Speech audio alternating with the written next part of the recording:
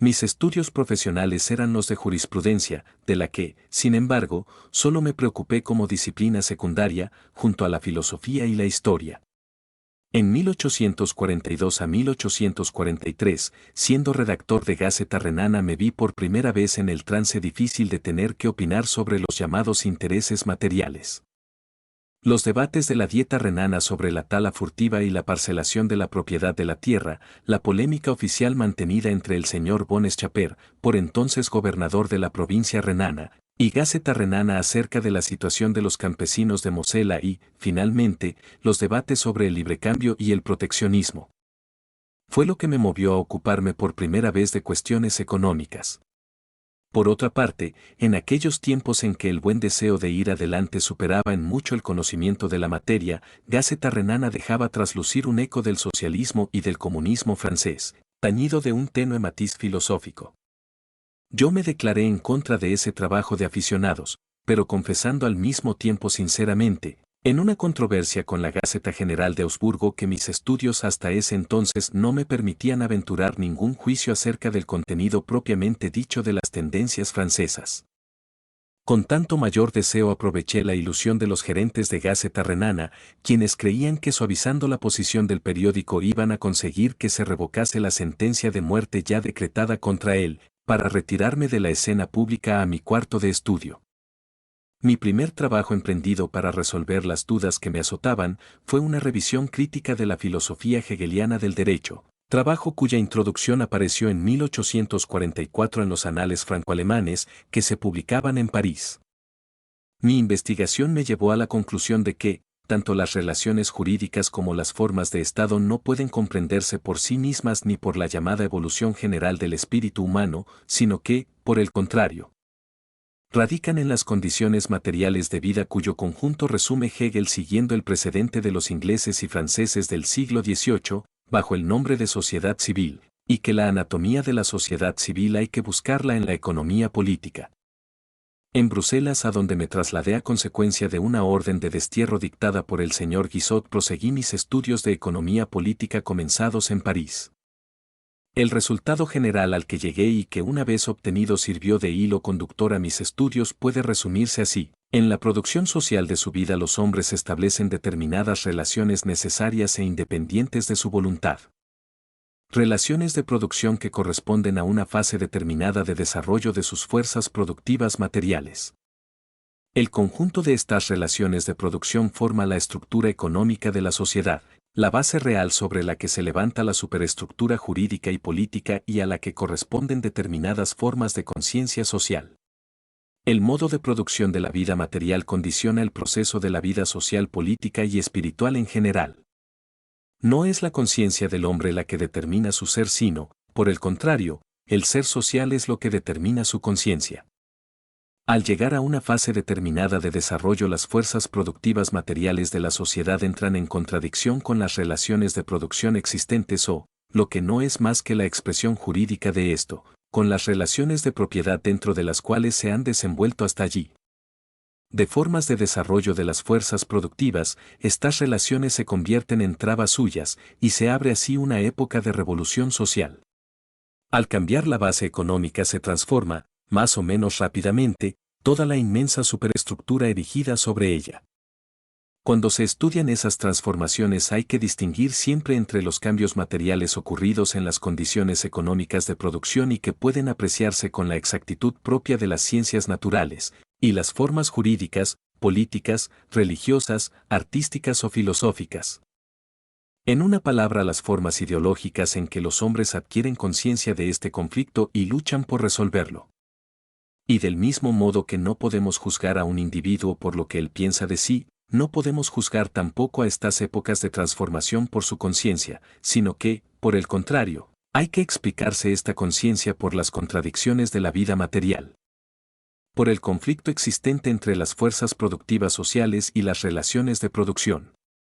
Ninguna formación social desaparece antes de que se desarrollen todas las fuerzas productivas que caben dentro de ella.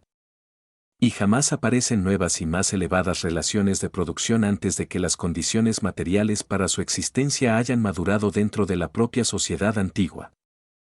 Por eso, la humanidad se propone siempre únicamente los objetivos que puede alcanzar, porque, mirando mejor, se encontrará siempre que estos objetivos solo surgen cuando ya se dan o, por lo menos, se están gestando, las condiciones materiales para su realización.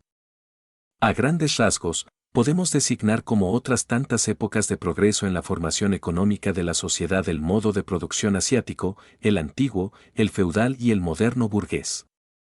Las relaciones burguesas de producción son la última forma antagónica del proceso social de producción, antagónica, no en el sentido de un antagonismo individual, sino de un antagonismo que proviene de las condiciones sociales de vida de los individuos.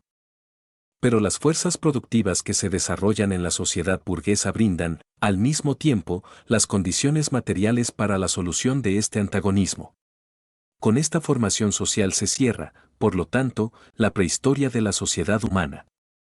Federico Engels, con el que yo mantenía un constante intercambio escrito de ideas desde la publicación de su genial bosquejo sobre la crítica de las categorías económicas en los Deutschfranzösische Handbücher, había llegado por distinto camino, véase su libro La situación de la clase obrera en Inglaterra, al mismo resultado que yo. Y cuando, en la primavera de 1845, se estableció también en Bruselas, acordamos elaborar en común la contraposición de nuestro punto de vista con el punto de vista ideológico de la filosofía alemana, en realidad, liquidar cuentas con nuestra conciencia filosófica anterior. El propósito fue realizado bajo la forma de una crítica de la filosofía poshegeliana. El manuscrito -2 gruesos volúmenes en octavo ya hacía mucho tiempo que había llegado a su sitio de publicación en Westfalia, cuando no enteramos de que nuevas circunstancias imprevistas impedían su publicación. En vista de eso, entregamos el manuscrito a la crítica roedora de los ratones, muy de buen grado, pues nuestro objeto principal, esclarecer nuestras propias ideas, ya había sido logrado. Entre los trabajos dispersos en que por aquel entonces expusimos al público nuestras ideas, bajo unos u otros aspectos, solo citaré el manifiesto del Partido Comunista escrito conjuntamente por Engels y por mí, y un discurso sobre el librecambio, publicado por mí. Los puntos decisivos de nuestra concepción fueron expuestos por primera vez científicamente, aunque solo en forma polémica, en la obra Miseria de la filosofía, etc., publicada por mí en 1847 y dirigida contra Proudhon. La publicación de un estudio escrito en alemán sobre el trabajo asalariado, en el que recogía las conferencias que había dado acerca de este tema en la Asociación Obrera Alemana de Bruselas, que interrumpida por la Revolución de Febrero, que trajo como consecuencia mi alejamiento forzoso de Bélgica. La publicación de la nueva Gaceta Renana, 1848 a 1849, y los acontecimientos posteriores interrumpieron mis estudios económicos, que no pude reanudar hasta 1850, en Londres. El enorme material sobre la historia de la economía política acumulado en el British Museum, la posición tan favorable que brinda Londres para la observación de la sociedad burguesa y, finalmente, la nueva etapa de desarrollo en que parecía entrar esta con el descubrimiento del oro en California y en Australia, me impulsaron a volver a empezar desde el principio, abriéndome paso, de un modo crítico, a través de los nuevos materiales. Estos estudios a veces me llevaban por sí mismos a campos aparentemente alejados y en los que tenía que detenerme durante más o menos tiempo. Pero lo que sobre todo reducía el tiempo de que disponía era la necesidad imperiosa de trabajar para vivir. Mi colaboración desde hace ya 8 años en el primer periódico angloamericano, el New York Daily Tribune, me obligaba a desperdigar extraordinariamente mis estudios. Ya que solo en casos excepcionales me dedico a escribir para la prensa correspondencias propiamente dichas. Sin embargo, los artículos sobre los acontecimientos económicos más salientes de Inglaterra y del continente formaba una parte tan importante de mi colaboración, que esto me obligaba a familiarizarme con una serie de detalles de carácter práctico situados fuera de la órbita de la verdadera ciencia de la economía política.